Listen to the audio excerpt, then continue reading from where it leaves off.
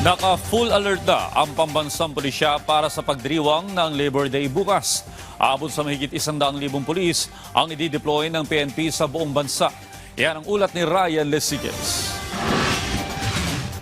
Itinaas pa ng Philippine National Police o PNP ang kanilang alerto para sa paggunita ng Labor Day bukas. Mula heightened alert, itinaas ito sa full alert status. Sa kabila nito, sabi ni PNP spokesperson Police Brigadier General Randolph Tuanyo, wala namang magiging pagbabago sa bilang ng mga pulis na ide-deploy. Aabot pa rin sa mahigit 100,000 pulis ang ide-deploy ng PNP sa buong bansa. Sa National Capital Region, mahigit 16,000 pulis ang ipapakalat ng NCRPO para tutukan ang mga posibleng kilos protesta. 3 grupo ang inaasahan ng Philippine National Police o PNP na magsasagawa ng kilos protesta bukas, kasabay sa paggunita ng Labor Day.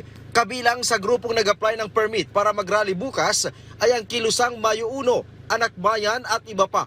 Kabilang sa mga target na lugar ang US Embassy, UP Diliman, Welcome Rotonda at tanggapan ng Department of Social Welfare and Development sa Quezon City. Ito po yung mga 5 lugar na naka-indicate doon sa kanilang application para po sa activity nila supposedly sa May 1. Ngunit hanggang ngayon po ay wala pa po natatanggap na mga approval ng permit na nasabing mga lugar. Sa kabila naman ng pagtataas ng alerto, iginiit ng PNP na wala silang namo-monitor na banta sa mga nakaambang aktibidad ng iba't ibang grupo.